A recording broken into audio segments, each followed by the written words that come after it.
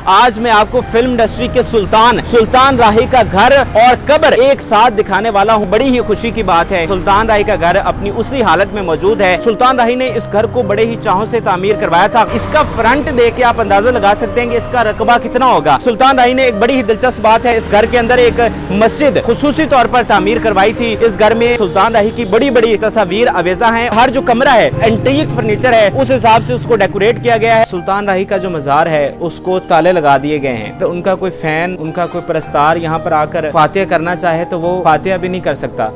बड़ी तमीज सी जड़ी दुनिया में लीरो लीर कर देती है। अखनी भी करे, अखनी भी करने वाला कोई कम कीता ही नहीं। नाज़रीन, आज एक बड़ी ही जबरदस्त वीडियो के साथ मैं आपकी खिदमत में हाजिर हूं, क्योंकि आज मैं आपको फिल्म इंडस्ट्री के सुल्तान राही का घर और कब्र एक साथ दिखाने वाला हूं, बड़ा ही एक्सक्लूसिवली। और अभी ये जो मेरे पीछे आपको आलीशान घर नजर आ रहा है, ये सुल्तान राही का घर है, जो कि एक कोठी नुमा है। और सबसे पहले अगर हम इस घर की लोकेशन की बात करें तो ये लाहौर का पोश तरीन एरिया है। ये लाहौर का जो मशहूर मारूफ माल रोड है उसकी बिल्कुल बैक साइड पे वाक़या है ये घर। यहाँ से राइट साइड पे बिल्कुल गवर्नर हाउस है, उसके साथ बागी जिना है, और यहाँ से लेफ्ट साइड पे वजीर आला हाउस है। तो आप अंदाज़ा लगा सकते हैं कि ये कितना पोश तरीन एरिया है। सुल्तान राही ने इस घर को बड़े ही चाहों से तामीर करवाया था। गालबन ये 80s में तामीर किया गया था। और इस घर की अगर बात करें तो ये रिवायती अंदाज में तामीर किया गया है और ये एक डबल स्टोरी घर है।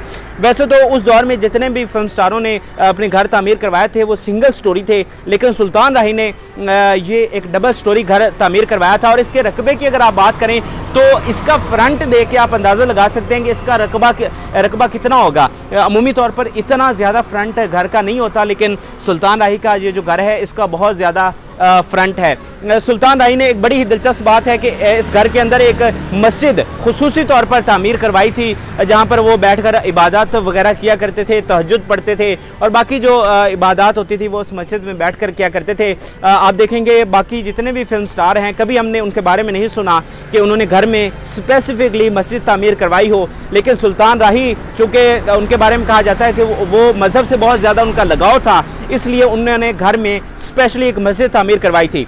इसके अलावा घर को अंदर से बहुत ज़्यादा ज़बरदस्त तरीके से डेकोरेट किया गया है। इस घर में अंदर सुल्तान राही की बड़ी बड़ी तस्वीर अवेजा हैं और हर जो कमरा है उसको उसकी साख्त के हिसाब से, जो एंटीक फर्नीचर है उस हिसाब से उसको डेकोरेट किया गया है। बड़े बड़े पर्दे लगाए गए हैं जो घर की खूबसूरती में बहुत ज़्यादा इजाफा कर देते हैं। इस वक्त अगर बात करें तो इस घर में जो सुल्तान राही के बेटे हैं हैदर सुल्तान, वो और उनकी फैमिली रहती है।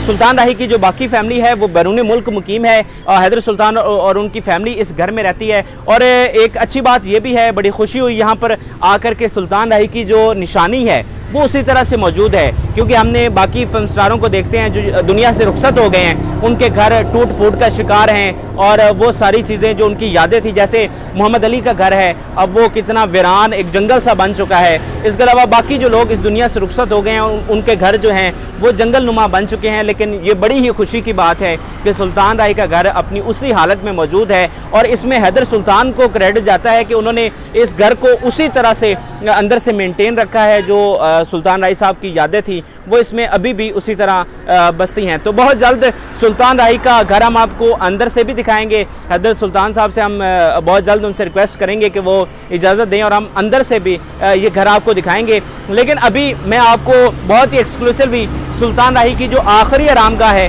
वहाँ पर लेकर चलता हूँ और वहाँ पर देखते हैं कि क्या मंजर है। सुल्तान राही की जो कब्र है वो यहाँ से बिल्कुल करीब 612 कदम के तकरीबन फासले पर वाक़या है। तो अभी सुल्तान राही की कब्र पर चलते हैं और बहुत सी बातें वो सुल्तान राही की कब्र पर चल के करेंगे। तो आइए मेरे साथ चलिए।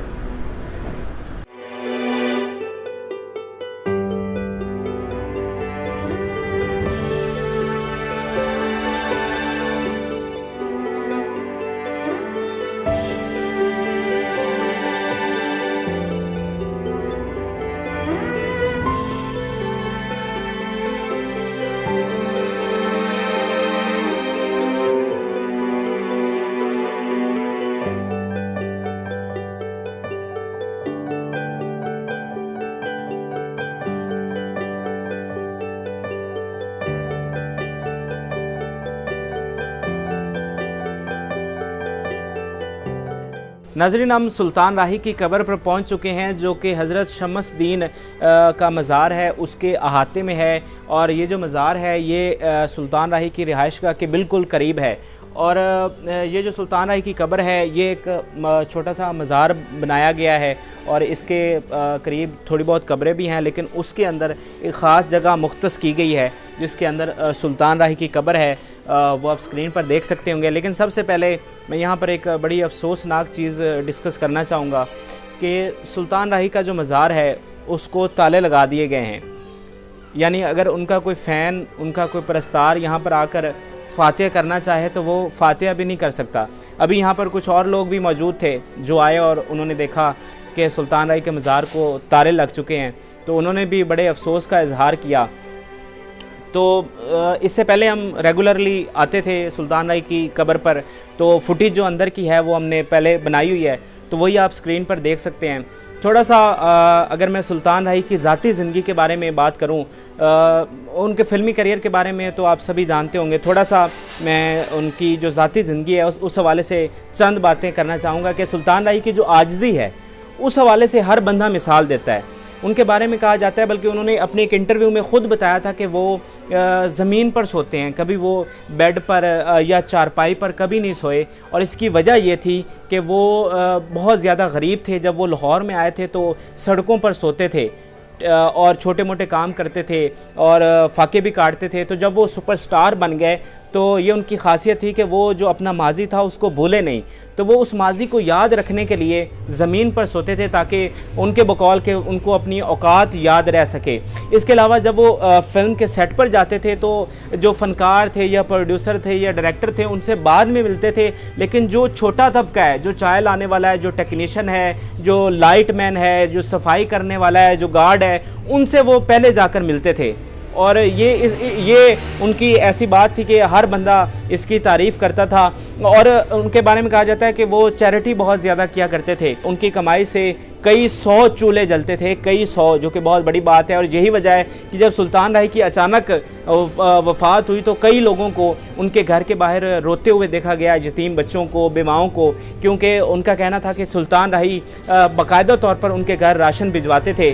तो अब सुल्तान राही के चले जाने से अब उनका राशन कौन भिजवाएगा, उनके खाने का इंतज़ाम कौन करेगा। और बिल्कुल आखिर में थोड़ा सा मैं आपको बताऊं कि वैसे तो सुल्तान राही का ताल्लुक़ एक रंगारंग दुनिया से था, लेकिन उनके अंदर पता नहीं कैसे वो मज़हब बहुत ज़्यादा रच बस गया था।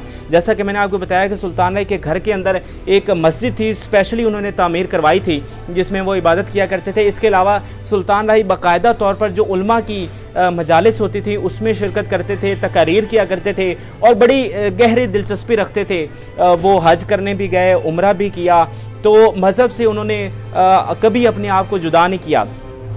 और आखिर में एक बड़ी ही एक वाक़ये के साथ, बड़े ईमान अफरोज़ वाक़ये के साथ मैं आपसे इजाज़त चाहूँगा कि शफ़क़त चीमा ने यह वाक़या सुनाया कि उनकी शायद 4 या 5 बेटियाँ हो चुकी थीं और उनकी ख्वाहिश थी कि उनका कोई बेटा हो।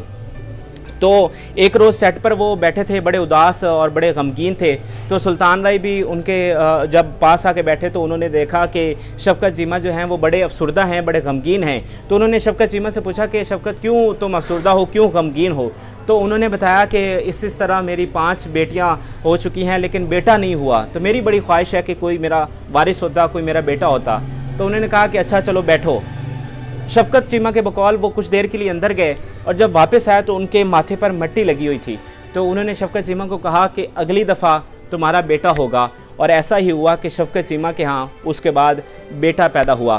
तो दुनिया उन्हें एक फ़िल्म स्टार के तौर पर जानती है, लेकिन हमें जो उनकी ज़िंदगी का दूसरा रुख है उसको भी देखना चाहिए। तो यही आज की वीडियो थी। सुल्तान राही की कब्र और घर दिखाना आपको मकसद था, जो कि आपको दिखाया।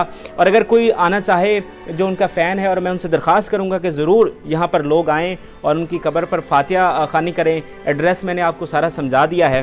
तो वही आखिर में भी मैं उस अफसोसनाक बात का जिक्र करना चाहूँगा कि हैदर सुल्तान साहब को चाहिए कि ये ताले खुलवा दें ताकि जो परस्तार हैं वो यहाँ पर आकर सुल्तान राही की कब्र पर फ़ातिहा कह सकें। आज की इस वीडियो से मुझे इजाज़त दीजिए। अल्लाह हाफ़िज़।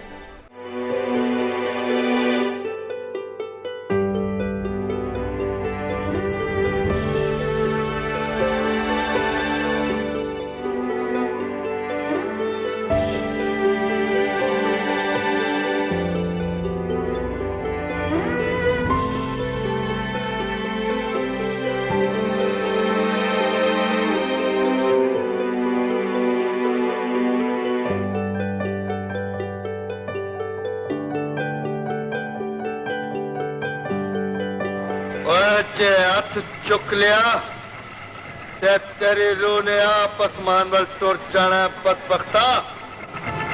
सिर ते मालिश कराए तेनू होश आवे।